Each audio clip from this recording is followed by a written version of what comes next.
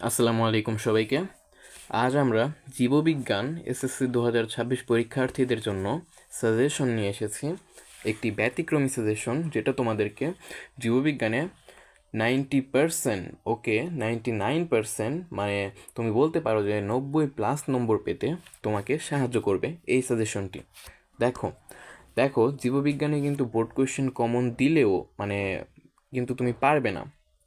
কেন পারবে না? দেখো, তোমার যদি বেসিকই ক্লিয়ার না থাকে তাহলে কিন্তু জীববিজ্ঞান পারবে না।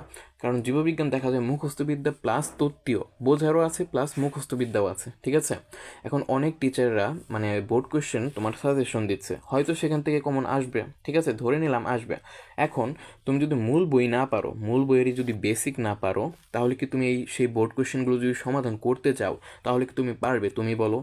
এখন তুমি যদি বইয়ের বেসিক পারো, কীভাবে আসলে তুমি পারবে, আর একটু যদি তুমি তোমার কাঠামোটা জানতে পারো যে কিভাবে করেছে প্রশ্ন, বা আমাকে কি বলা হয়েছে, কিভাবে আমি অ্যান্সার করব, ঠিক আছে, এগুলো যদি তুমি বুঝতে পারো আর মূল বইয়ের বেসিকগুলো যদি তুমি সব পারো, তাহলে তোমাকে কেউই আটকাতে পারবে না। তুমি যদি বোর্ড কোয়েশ্চেন সলভও না করো, কিন্তু তুমি বেসিক কিন্তু জেনেছিলে, তাই না?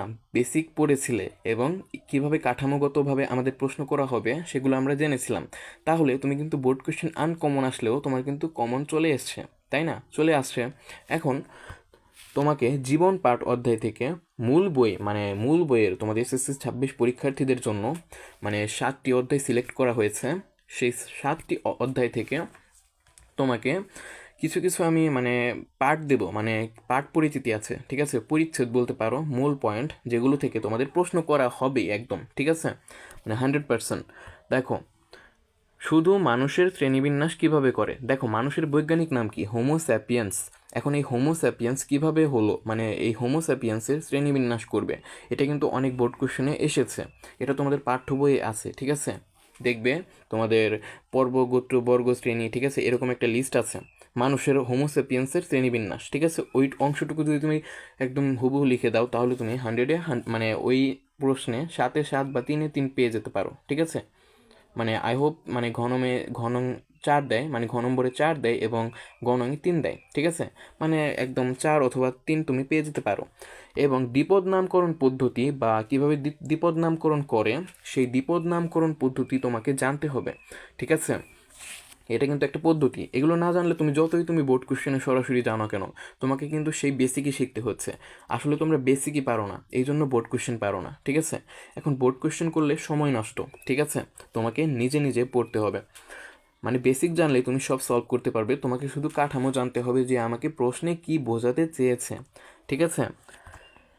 দেখো, ভৌত ও ফলিত জীববিজ্ঞানের বর্ণনা। তোমাদের ভৌত জীববিজ্ঞানের অনেকগুলো কিন্তু শাখা আছে, তাই না? ফলিত জীববিজ্ঞানের অনেকগুলো শাখা আছে, তাই না? আচ্ছা, তোমাদের ভৌত জীববিজ্ঞানে কি করা হয়? ভৌত জীববিজ্ঞানে কিন্তু তোমার তত্ত্বীয় বিষয় নিয়ে আলোচনা করা হয়, তাই না? এবং ফলিত জীববিজ্ঞানে তোমার প্রায়োগিক বিষয় নিয়ে আলোচনা করা হয়। এগুলো সম্পর্কে তোমাকে বিস্তারিত লিখতে হবে। যদি তোমাকে বলে দেয় যে এটা কোন শাখা, এটা জীববিজ্ঞানের কোন শাখায় গিয়ে ইঙ্গিত করে, এটা কোন শাখার অন্তর্ভুক্ত, ঠিক আছে, তখন তুমি একদম যদি ভৌত শাখা বুঝতে পারো যে ভৌত শাখার কথা বলছে বা ফলিত জীববিজ্ঞানের কথা বলছে, একদম বই থেকে হুবহু লিখে দেবে, একটু এডিট করে, যে তোমার খাতা দেখবেন তাকে বোঝাতে হবে কোনোভাবে যে আমি একদম বুদ্ধি খাটিয়ে লিখেছি, একদম জ্ঞানী, ঠিক আছে? এটা তোমাকে বোঝাতে হবে, সুন্দরভাবে উপস্থাপন করতে হবে। এখন 5 রাজ্যের বৈশিষ্ট্য কিন্তু তোমাকে অবশ্যই পড়তে হবে। ওই যে মনেরা, তোমার প্রোটিস্টা, ফানজাই, প্ল্যান্টি, অ্যানিম্যালিয়া, ঠিক আছে, এই রাজ্যগুলোর বৈশিষ্ট্য তোমাকে মনে রাখতে হবে। দেখো, আমরা কি জানি, বাঘ বাঘ একটা পশু, এটা কিন্তু অ্যানিমেলিয়া রাজ্যের, ঠিক আছে? তোমার প্রশ্নে চিত্র দিয়ে দিল, বাঘের চিত্র দিয়ে দিল, বলো যে এই পশুটি কোন রাজ্যের, তখন তোমাকে বুঝতে হবে বাঘ যে অ্যানিমেলিয়া, অ্যানিমেল বা পশু, ঠিক আছে, প্রাণী, তার অ্যানিমেলিয়া রাজ্যের অন্তর্ভুক্ত এই সদস্য, এই বাঘটি। তখন তোমাকে বলতে হবে যে তোমার অ্যানিমেলিয়া রাজ্যের বৈশিষ্ট্য এগুলো, এরা করে, খাদ্য গলাধকরণ করে, ঠিক আছে, এগুলো তোমাকে বলতে হবে। আশা করি বুঝতে পেরেছো। দেখো, আমার সাজেশন কিন্তু তোমাদেরকে তোমাদের মনে হতে পারে যে এটা কীরকম সাজেশন, বাজে একটা সাজেশন।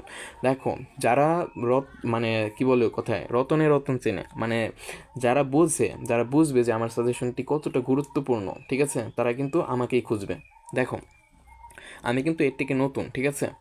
মানে এতটা মানে করছি না, ঠিক আছে, কিন্তু আমি যে সাজেশন দিচ্ছি এটা ফলো করলে তুমি 99% গ্যারান্টি তুমি A+ পাবে, পাস তো করবেই। আচ্ছা, জীবকোষ ও টিস্যু, দেখো এখানে কিছু টপিক দিয়েছি, এগুলো পড়লে তোমার কভার হয়ে যাবে, ঠিক আছে, কভার হয়ে যাবে। স্নায়ু টিস্যুর গঠন, এটা সম্পর্কে আসবে। স্নায়ু টিস্যুর তোমার ছবি দেওয়া থাকতে পারে, এটার গঠন সম্পর্কে তোমাকে জিজ্ঞেস করা হতে পারে। যেমন তোমার পেশি টিস্যু সম্পর্কে আসবে, ঐচ্ছিক পেশি, অনৈচ্ছিক পেশি, ঠিক আছে, এদের কাজ বা এদের কি মানে গঠন কি, এগুলো সম্পর্কে আসবে, ঠিক আছে। এগুলো কিন্তু পাঠ পরিচিতি, ঠিক আছে, মানে এই সম্পর্কে তোমাকে বিস্তারিত জানতে হবে, পাঠ্য বইয়ের একদম হুবহু পাতা তোমাকে মুখস্থ করতে হবে। দেখো, সরল টিস্যু ও জটিল টিস্যু, ঠিক আছে, এগুলো পড়বে, মাইটোকন্ড্রিয়ার গঠন, সেন্ট্রোজোম সম্পর্কে, রাইবোজোম, প্লাস্টিড। আর যদি সম্ভব হয় উদ্ভিদ ও প্রাণী কোষের প্রতিটি অঙ্গাণুর অল্প অল্প করে কিছু বৈশিষ্ট্য শিখবে, ঠিক আছে, যেমন নিউক্লিয়াস, ঠিক আছে, এন্ডোপ্লাজমিক রেটিকুলাম, এগুলো সম্পর্কে জানবে। আসলে শর্ট কোশ্চেন হিসেবে কোন অঙ্গে কিন্তু এই অধ্যায় থেকে দেওয়ার বেশি চান্স আছে, ঠিক আছে। আচ্ছা, কোষ বিভাজন, এটা খুবই ছোট একটা চ্যাপ্টার, এখান থেকে তোমরা সহজেই কমন পেয়ে যাবে। কিভাবে?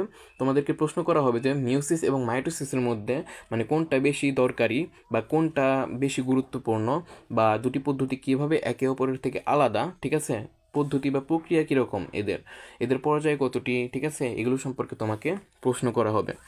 এখন মাইটোসিসের, ঠিক আছে, তোমাদের পাঠ্য বইয়ে মাইটোসিসের 5টি পর্যায় দেওয়া আছে, ঠিক আছে, মেটাফেজ, অ্যানাফেজ, টেলোফেজ, মানে তোমার এভাবে দেওয়া আছে। এখন এগুলো সম্পর্কে তোমাকে জানতে হবে, চিত্র সহ একদম মুখস্থ করতে হবে, ঠিক আছে। এবং মাইটোসিসের কোন পর্যায়ে কি ঘটে, মানে এই যে মাইটোসিসের 5টি পর্যায় রয়েছে, এই 5টি পর্যায়ে মানে কি ঘটে, কোন পর্যায়ে কি ঘটে, এগুলো তোমাকে জানতে হবে। তোমাকে জিজ্ঞেস করা হতে পারে মাইটোসিসের 3য় পর্যায়ে কি ঘটে বা 3য় পর্যায়ে কি, ঠিক আছে, এটা কিন্তু তোমাকে জানতে হবে, ঠিক আছে। এইভাবেই কিন্তু তোমাকে ঘুরিয়ে ফিরিয়ে পেঁচিয়ে প্রশ্ন করা হবে। তুমি যদি বোর্ড কোয়েশ্চেন সলভ করতে যাও এই কোষ বিভাজনের, তুমি করতে পারো, এতে তোমার সময় নষ্ট হবে, ঠিক আছে। কিন্তু তুমি যদি এই বেসিকগুলো পেরে যাও, তাহলে কিন্তু তোমার বোর্ড কোয়েশ্চেন এমনিতেই সলভ হয়ে যাচ্ছে, ঠিক আছে। তুমি শুধু মানে বোর্ড তোমার টেস্ট পেপার বা গাইড যেটা আছে সেটা খুলে তুমি শুধু দেখবে যে আসলে কি মানে আমি পারছি নাকি, মানে মানে আসলে কি আমি পারছি কি না, ঠিক আছে। অর্থাৎ তুমি দেখবে যে কীভাবে প্রশ্ন করা হয়েছে, কি চাওয়া হয়েছে আমার কাছে, মানে কি জানতে চাওয়া হয়েছে, কি লিখতে বলা হয়েছে, সেটা যদি তুমি বুঝতে পারো তাহলে তুমি সেই বিষয়ে লিখে দেবে বেসিক থেকে। তোমার এত বোর্ড কোয়েশ্চেন কেন পড়তে হবে? বোর্ড কোয়েশ্চেন মানুষ কেন পড়ে? বোর্ড কোয়েশ্চেন মানুষ পড়ে মানে ধারণা নেওয়ার জন্য যে এইভাবে প্রশ্ন করলে কীভাবে পেঁচিয়ে করা হয়, মানে পেঁচানো জিনিসকে আমি বুঝি নাকি, ঠিক আছে, পেঁচানো জিনিস তুমি বোঝো নাকি, যে ধরতে পারো নাকি যে আসলে আমাদের প্রশ্নে কি চাওয়া হয়েছে, ঠিক আছে। আশা করি বুঝতে পেরেছো। জীবনী শক্তি, দেখো এই যে কিছু পাঠ দিয়েছি আমরা, পাঠ পরিচিতি, ঠিক আছে, এগুলোর বিস্তারিত পড়বে কিন্তু তোমাদের বই থেকেই কিন্তু দিয়েছি আমরা, ঠিক আছে। সালোক সংশ্লেষণ গুরুত্ব, এর পর্যায়ে কতটি আছে আমরা কি জানি? সালোক সংশ্লেষণের দুটি পর্যায় রয়েছে, আলোক নির্ভর এবং আলোক মানে অনির্ভর, ঠিক আছে, মানে আলোর দরকার পড়ে না, তোমাদের পাঠ্য বইয়ে আছে। সালোক সংশ্লেষণে প্রক্রিয়ায় প্রভাবক সমূহ তো থাকে, তাই না? তোমার বিক্রিয়া আছে দেখবে, ওই বিক্রিয়াগুলো কিন্তু এমসিকিউতে চলে আসতে পারে, ঠিক আছে। সালোক সংশ্লেষণে মানে সালোক সংশ্লেষণ প্রক্রিয়ার প্রভাবকগুলোর কি কি কাজ, কে কি করে, ঠিক আছে, এগুলো তোমাকে মুখস্থ করে নিতে হবে। শ্বসন সম্পর্কে প্রশ্ন আসবে, স্পেশালি অবাধ শোষণ ও সবাধ শোষণের সংক্ষিপ্ত বর্ণনা আসবে, ঠিক আছে। তুমি শুধু এই অধ্যায়ের বোর্ড কোয়েশ্চেন বা ক্যাডেট কলেজে যে ধরনের প্রশ্ন আসা হয়েছে বা এসেছে সেগুলো সম্পর্কে একটু ধারণা নেবে যে আমাদের প্রশ্নে কী চাওয়া হয়েছে।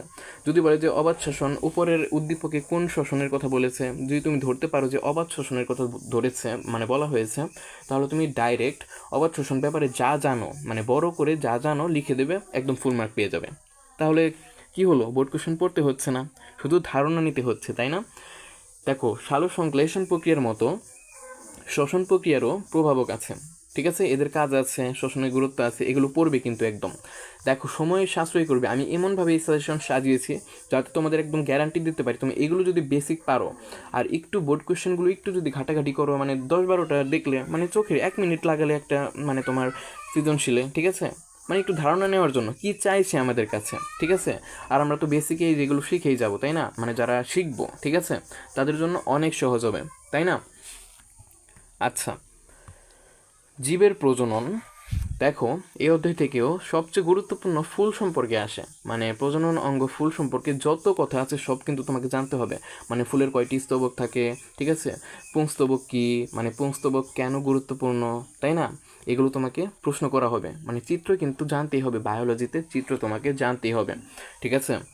আর দ্বিতীয় যে কঠিন প্রশ্নটি আসতে পারে সেটা হচ্ছে স্ত্রী গ্যামেটোফাইটের উৎপত্তি ও পুং গ্যামেটোফাইটের উৎপত্তি এবং নতুন স্পোরোফাইটের গঠন সম্পর্কে তোমাকে লিখতে বলা হতে পারে। এবং নিষেকটা পড়ে যাবে। আমরা প্রাণীর ক্ষেত্রে নিষেক কিন্তু অনেকে জানি, ঠিক আছে, কিন্তু উদ্ভিদের ক্ষেত্রে কি নিষেক তোমরা জানো? এটা কিন্তু জানো না, এটা তোমাদের পড়তে হবে। পরীক্ষায় তোমাদের উদ্ভিদের ক্ষেত্রে নিষেক আসবে।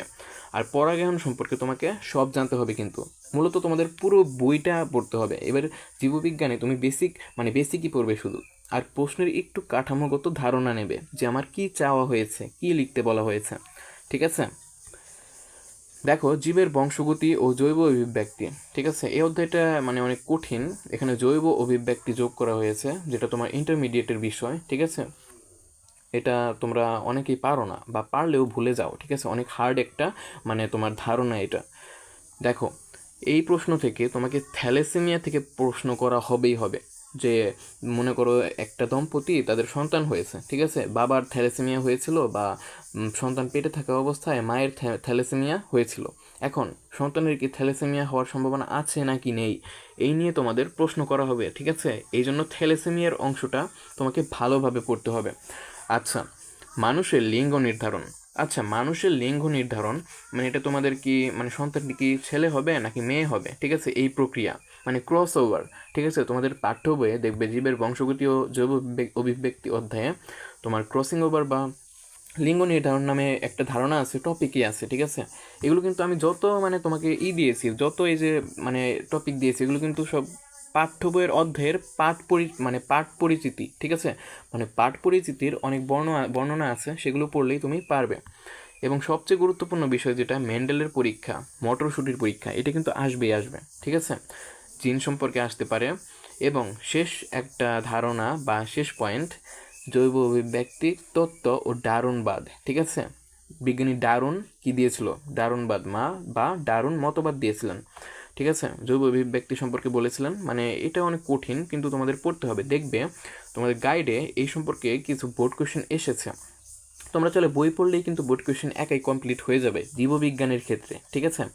এবং তুমি যদি বোর্ড কোয়েশ্চেন পড়ো, তাহলে তোমার এই প্রশ্নের ক্ষেত্রে জৈব অভিব্যক্তির তত্ত্ব ও তার ডারুনবাদ, ঠিক আছে, এটা যদি বইয়ে বিস্তারিত লেখা আছে, সহজেই, কিন্তু একটু চর্চা করতে হবে, সময় দিতে হবে। সময় কিন্তু আমাদের হাতে বেশি নেই, ঠিক আছে।